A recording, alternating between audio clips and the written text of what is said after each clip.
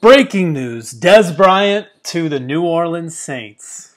Throw the X up, X up.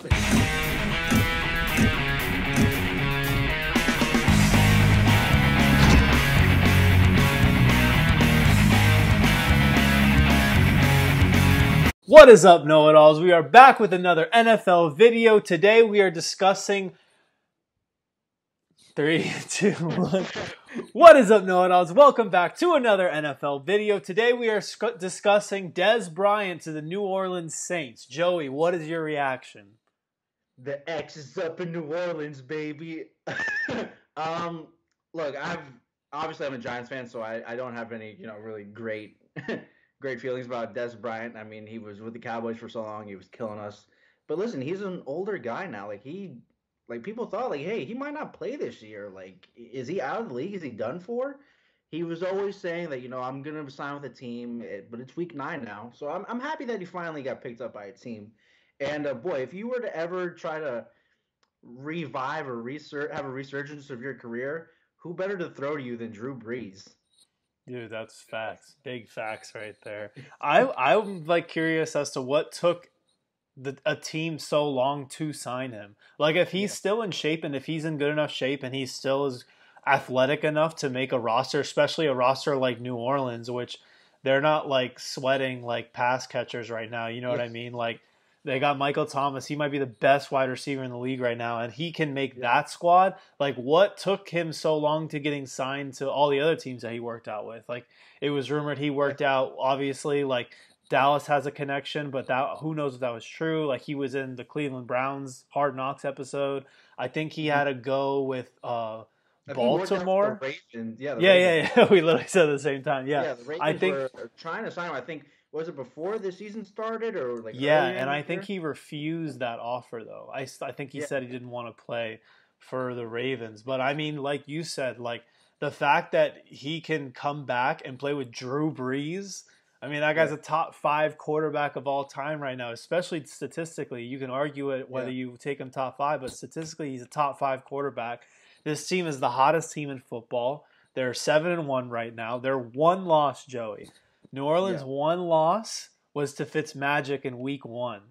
How long ago does that feel? They lost 48-45 in that game, I believe. We're in a different world now. Yeah, and it's the fact that was their one and only loss. How good is this football team? You know what I mean? People people always say that the Saints are only good at home, and they're 4-0 on the road this year. Just throwing that out there. No, this team is insane, and I don't think Dez Bryant is going to do too much for this team. Obviously, like you said, they're not worried about pass catchers. I think he's just there just sort of as an insurance kind of guy. Mm-hmm. Any production he gives to you is just an added bonus type of thing, the way I'm looking at it. And I know people are saying he wasn't signed because he has attitude issues and all that. But the way I look at it is, it's sort of in basketball with DeMarcus Cousins. I literally was just gonna say that. Really? It's DeMarcus Cousins of the NFL. Yeah, they both have those attitude reputations. You don't need it, but if they give you good minutes, you'll take it. Both of those guys, they don't have a lot of playoff appearances, success. DeMarcus Cousins has never been in playoffs. Dez Bryant, I think, has been to playoffs a handful of times. Hasn't been in a while.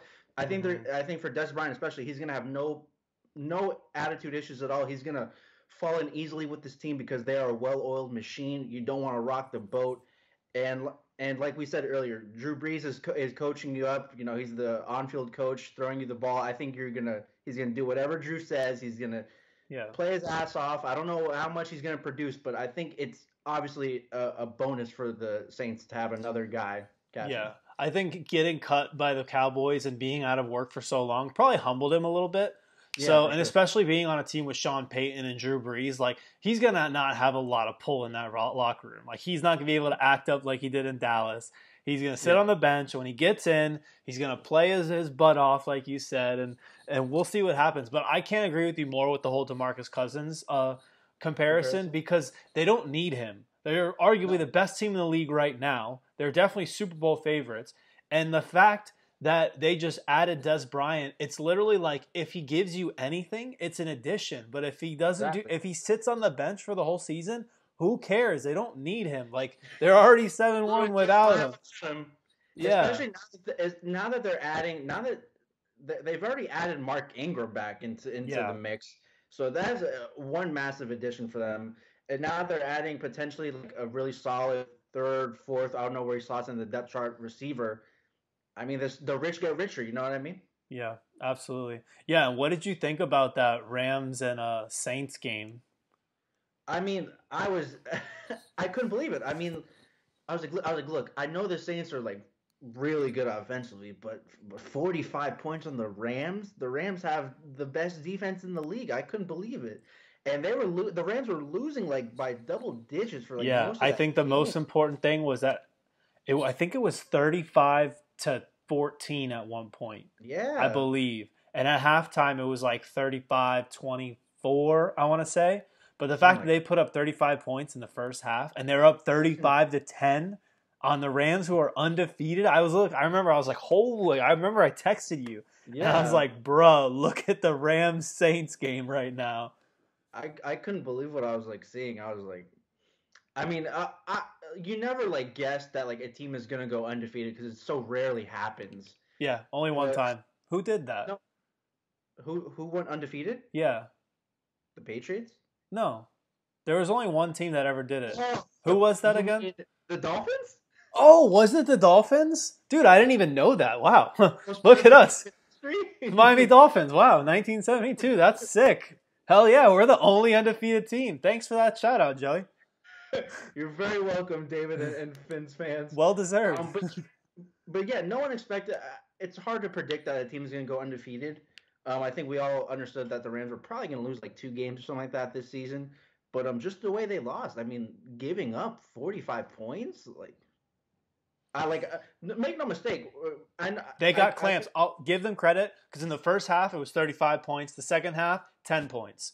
So yeah, they made adjustments and they definitely made that offense very stagnant in the second half, and that allowed the comeback because this game was kind of a blowout, but towards the end it started getting really really close, and the yeah. Rams started to come back. Yeah, I was just about to say like this in no means means I'm like worried about like the Rams in the future. No, Like no. they're gonna be amazing. Their defense is still amazing. Yeah, It's and just they're one of those injured games. on defense. But yeah, I agree with you. I still take the Rams as far as a better team overall, and that's no disrespect to the New Orleans Saints at all. Like, Yep. like that's a pick'em game in my opinion. If that gets into the later in the season and the Rams are at home, I would pick the Rams just for the sheer fact that they're at home. And I know that the whole argument with the Saints is they're only good at home, but this year they're not. That's not the case for the Saints. They're good both Yeah. on the road and at home. But I just think a healthy Rams team is a better overall team. But like I said, it would be a pick 'em. Like the Saints are just as good, and they could beat. Clearly, they've proven it. They could beat them at Yeah. any Sunday. I mean, even though the Saints put up 45, I mean their defense is. I mean, listen, their defense is still a big question mark. But as long as the offense is capable of putting up 45 points on the best defense in the league, you don't need to worry about your own team defense because you guys are just scoring at will. You know what I mean? Yeah. And last thing before we go, I definitely want to bring up Drew Brees a little bit because Okay. I feel like he doesn't get enough respect. You know what I mean? Yeah. He's Like pretty respected. yeah, he's respected, but the fact that he could potentially be number one in every passing statistic by the time he retires, like he could have the most touchdown passes, the most yards, the most consecutive like 5,000 yard seasons. Like this guy, like if you look at his numbers, is absolutely insane. And the Insane. fact that the first like 4 to 5 years of his career, or I think it On was the bench. 3 years, was in San Diego, and then he had the injury. So he's like almost at a deficit starting off because he had 3 or 4 less years. And he has just been on a rampage ever since he got to New Orleans.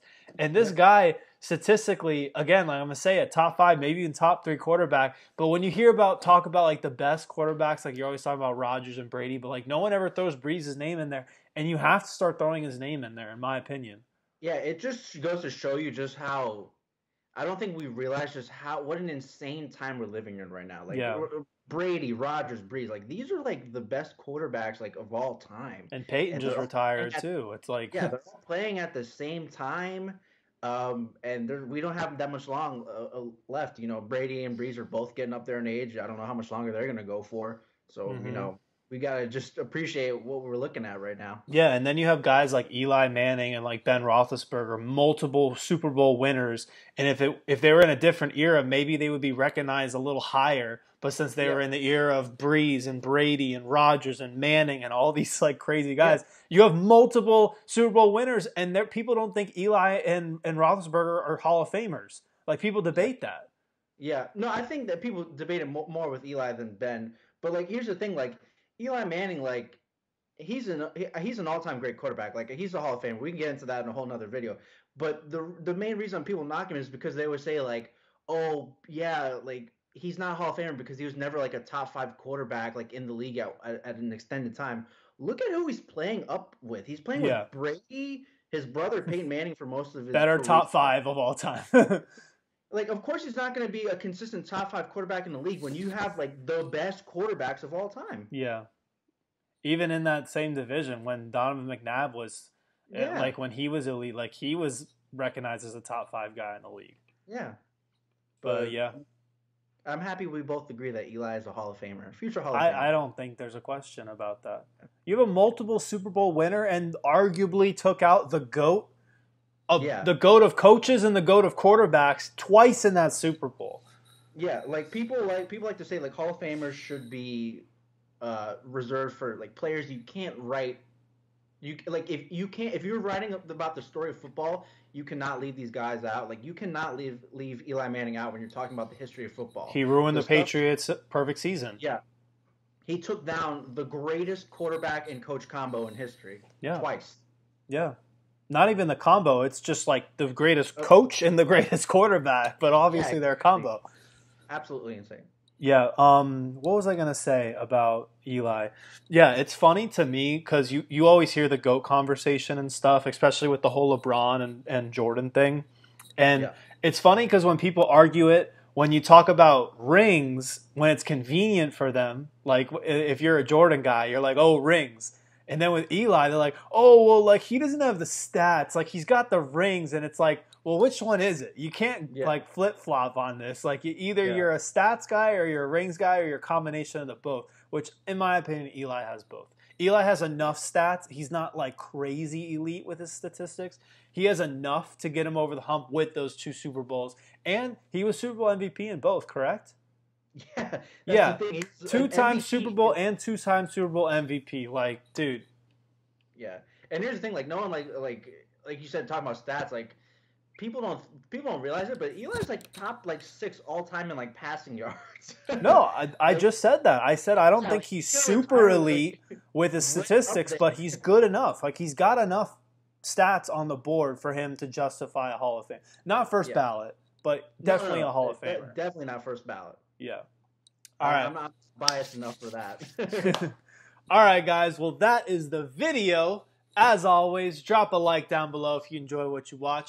Comment down below. Do you think this Dez Bryant thing to the Saints? Like, what's your thoughts on that? Let us know. And if you're new here, make sure to subscribe. Joey, what do you got for him? Listen, I know we went off on a tangent. We started off with Dez Bryant, ended up with Eli, but I love the conversation. I think the Saints.